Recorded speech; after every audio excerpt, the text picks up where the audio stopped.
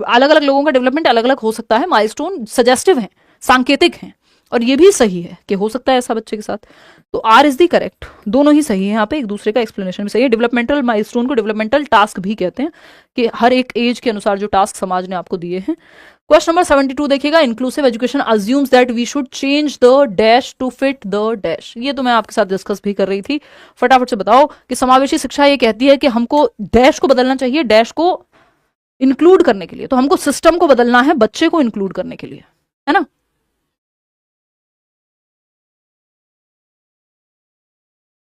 शबनम कह रहे हैं कि आप अच्छा पढ़ा रही हैं बट अब नींद आ रही है जल्दी। हाँ, आपको सुबह हो सकता है जाना हो, तो अगर सुबह नहीं जाना है तो नींद को रोक लो, और अगर जाना है तो सो जाओ, कल पूरा कर लेना सेशन, बट अभी खत्म कर लोगे तो आसान रहेगा। Inclusive education assumes that we should change the system. बच्चे के लिए सिस्टम है, सिस्टम के लिए बच्चा नहीं है।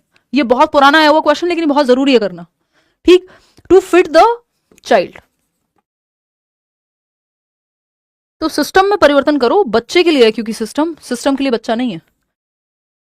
एनवायरमेंट में चेंज करो, फैमिली वो सब तो है नहीं, और चाइल्ड में चेंज करो। चाइल्ड में कैसे, अगर एक बच्चा जो चल नहीं सकता तो उसको चलना सिखा दोगे कल आप, जो व्हील चेयर पे आता है, तो चाइल्ड में नहीं, आपको सिस्टम में चेंज करना है, क्योंकि हर एक बच्चे को आपको इंक्लूड करना है।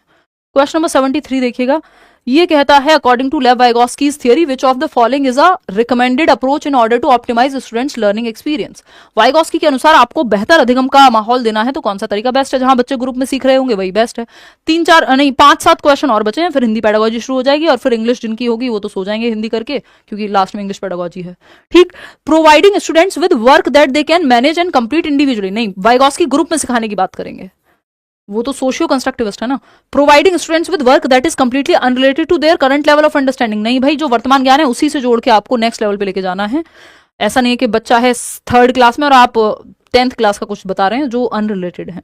Providing students with work that is just beyond their current level of understanding with appropriate support and guidance. ये बात सही है कि छात्रों के वर्तमान स्तर पर आधारित उनको उचित समर्थन, यानी अगर वो आज इतना आता है तो इसी से हल्का सा आपको करंट लेवल में और जोड़ करके या हल्का सा चैलेंज दे करके सिखाना है, उसी लेवल के आसपास। कोई सपोर्ट नहीं देंगे, ये कहना गलत है। तो 3rd option is the right answer. आगे बढ़ेंगे, क्वेश्चन नंबर 74 देखिएगा, ये कहता है preconceived generalisations about behaviour of various gender are called. Preconceived notions, preconceived generalisations, यानी पूर्व कल्पित सामान्यकरण, इस जाति के लोग ऐसे होते हैं, लड़कियां कमजोर हैं, या इस जेंडर के लोग ऐसे होते हैं, लड़के ऐसे होते हैं, लड़कियां ऐसी होती हैं, ये सब आपने देखा होगा। ये सब प्री कंसीव्ड जनरलाइजेशंस हैं मोस्ट ऑफ द केसेस में। कहीं कहीं बायोलॉजी की बातें ले आते हैं लोग बीच में, बट उसमें भी फिर बहुत सारी चीजें, सोशल एस्पेक्ट का बहुत बड़ा रोल, बहुत सभी जगह पे ऑलमोस्ट। तो प्री कंसीव्ड जनरलाइजेशन या प्री कंसीव्ड नोशन क्या है, कि अपनी धारणाएं बना के जी रहे हैं हम सब, कि मान लीजिए किसी एक वर्ग को लेके, किसी जाति समूह, इस जगह के लोग ऐसे होते हैं, इस स्टेट के लोग ऐसे होते हैं, इस देश के लोग ऐसे होते हैं, ये क्या है, प्री कंसीव्ड जनरलाइजेशन है। जबकि जरूरी नहीं सारे लोग वहां वैसे ही हैं, या फिर ये एक धारणा है, ठीक। तो लोग तो अलग अलग ही होंगे, अलग अलग जगह की डाइवर्सिटी तो होगी। तो about behaviour of various gender, अब यहाँ पे जेंडर को लेकर धारणा है, लड़कियां ऐसी हैं, लड़के वैसे हैं, ये कमजोर है, ये ताकतवर है, वॉटेवर वॉटेवर, ये स्टीरियोटाइप है, रूढ़िबद्ध हो गई है ये धारणाएं, क्योंकि पहले से चली आ रही है, ये मान लिया गया है। तो ये जेंडर स्टीरियोटाइप्स हैं।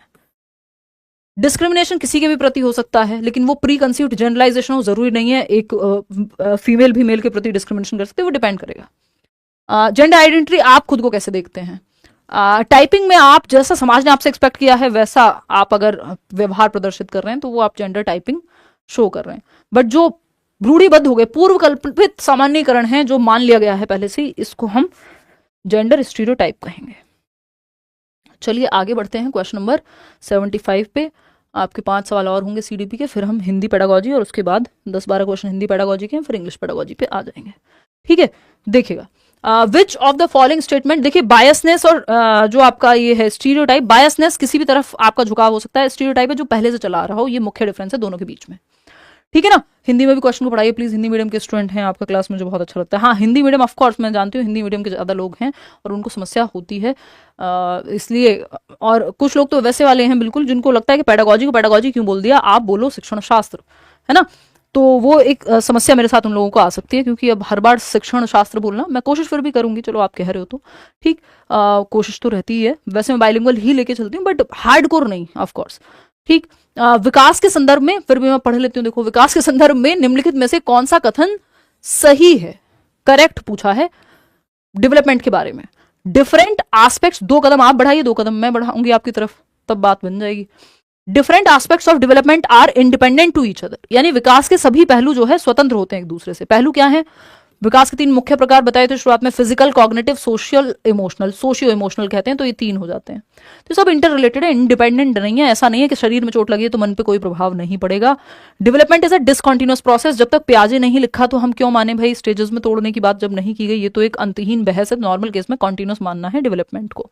Development occurs in a spiral manner not linear manner, ये बात सही है। कोई भी प्रक्रिया जो प्रक्रिया है वो कॉम्प्लेक्स होती है और स्पाइरल होती है, आगे पीछे आगे पीछे। एक स्टेज में दांत आपके दूध के गिरे हैं, यानी आप पीछे आए हैं, एक स्टेज में निकले होंगे, फिर वो गिरे और फिर पक्के दांत आएंगे, तो आगे पीछे चलती रहती है प्रक्रिया।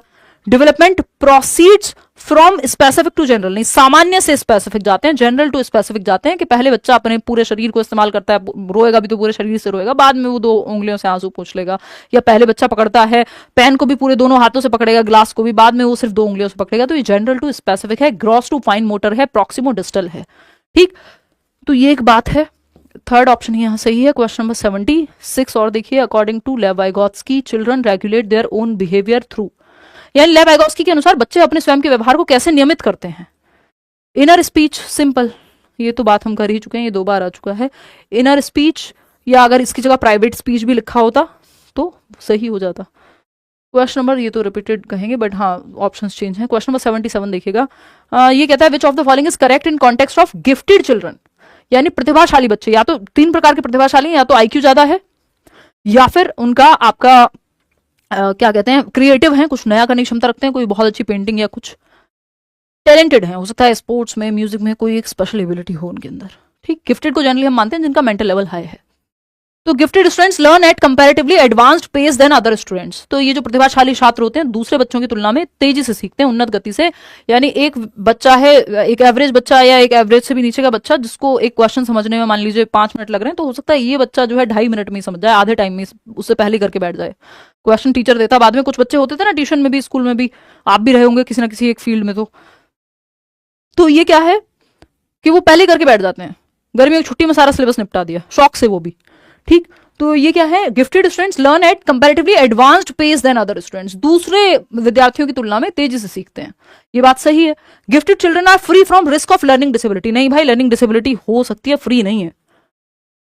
बिकॉज ऑफ मेथड बहुत सारी चीजें हो सकती हैं, संभावना है। Gifted children certainly excel in all areas academic, social and emotional, ये बिल्कुल जरूरी नहीं है कि ये एकेडमिक्स में अच्छे हैं तो स्पोर्ट्स में भी अच्छे होंगे, म्यूजिक में भी अच्छे होंगे, और vice versa. Gifted students are always happy, popular and well adjusted, बिल्कुल जरूरी नहीं है। इमोशनली अगर सही से रेगुलेशन या सही से माहौल नहीं मिला तो हो सकता है बच्चा जो है या तो बोर्डम हो जाए अगर उसको ठीक से माहौल नहीं मिल रहा, या चैलेंजिंग क्वेश्चंस नहीं मिल रहे, उसके हिसाब से एनरिच्ड करिकुलम या फिर जिसको हम कहते हैं एक्सेलरेशन, मतलब कोई भी मेथड गिफ्टेड बच्चे के हिसाब से नहीं अगर अपनाया जा रहा तो बच्चा बोर हो सकता है। दूसरा, अगर उसके इमोशंस का ध्यान ना रखा जाए या इमोशनल डेवलपमेंट ठीक से नहीं हुआ तो वो अपने पोटेंशियल तक पहुंचे भी ना, ये भी संभावना है। तो फर्स्ट ऑप्शन जो है सही है। आगे बढ़ेंगे क्वेश्चन नंबर 78 पर। फर्स्ट ऑप्शन वही था कि बाकी बच्चों से तेजी से सीखते हैं, ज्यादा क्यूरियस होते हैं, जिज्ञासु ज्यादा है, मेमोरी ज्यादा बेहतर है, अपने से ज्यादा उम्र के लोगों को दोस्त बनाते हैं, मतलब वो भी हैं उनकी लिस्ट में, और इस तरह के बहुत सारी चीजें हैं जो गिफ्टेड बच्चों में पाई जाती हैं बाकी बच्चों की तुलना में, and they are the asset for the country. आगे बढ़ेंगे question number 78, children with learning difficulties typically, यानी आमतौर पर सीखने की अक्षमता या कठिनाइयों वाले बच्चों में क्या देखते हैं हम, लर्निंग डिफिकल्टीज या लर्निंग डिसेबिलिटी, डिसलेक्सिया है, डिसकैलकुलिया है, क्या समस्या आती है या कैसे आप पहचानेंगे। Have very low IQ as diagnose through standardised intelligence test, ऐसा बिल्कुल नहीं है कि अगर किसी बच्चे को डिसलेक्सिया है तो उसका आईक्यू ही लो होगा, एवरेज या उससे अबव में भी हो सकती है जो आपकी लर्निंग डिसेबिलिटी है, आईक्यू का उससे कोई डायरेक्ट लेना देना नहीं है। Have difficulty in reading due to their poor sight, ऐसा नहीं है कि लर्निंग डिफिकल्टी का मतलब हो गया कि विजुअल इंपेयरमेंट ही है कि देखने में ही दिक्कत है, सब बच्चों को थोड़ी होगी। Have problems in regulating their emotions, कोई जरूरी नहीं है किस तरह का आपका, जैसे ऑटिस्टिक बच्चा है तो उसको हाँ हो सकती है, तो लर्निंग डिसेबिलिटी में तो बहुत सारे टाइप हैं। फिर है have confusion with letter and alphabets that look alike, हाँ ये लर्निंग डिसेबिलिटी का एक एग्जांपल है, बाकी नहीं है कि क्योंकि ये तो विजुअल इंपेयरमेंट हो गया ना, अगर बच्चे को देखने में दिक्कत है तो। लर्निंग डिसेबिलिटी में तो डिसलेक्सिया, डिस्ग्राफिया ये सब आएंगे आपके, तो ये डिसलेक्सिया है कि एक जैसे दिखने वाले लेटर्स में कंफ्यूज हो सकते हैं, रीडिंग प्रॉब्लम हो सकती है। Fourth option. आगे बढ़ेंगे क्वेश्चन नंबर 79, देखिएगा क्या कहता है। क्वेश्चन नंबर 79 कहता है read the following statements and choose the correct option. Teacher should work hard to break down students stereotypes of particular ethnic groups. बिल्कुल सही बात है, टीचर को स्टीरियोटाइप ब्रेक करने के लिए, रूढ़िबद्धता को तोड़ने के लिए, समाज से खत्म करने के लिए प्रयास करने चाहिए, सही बात है।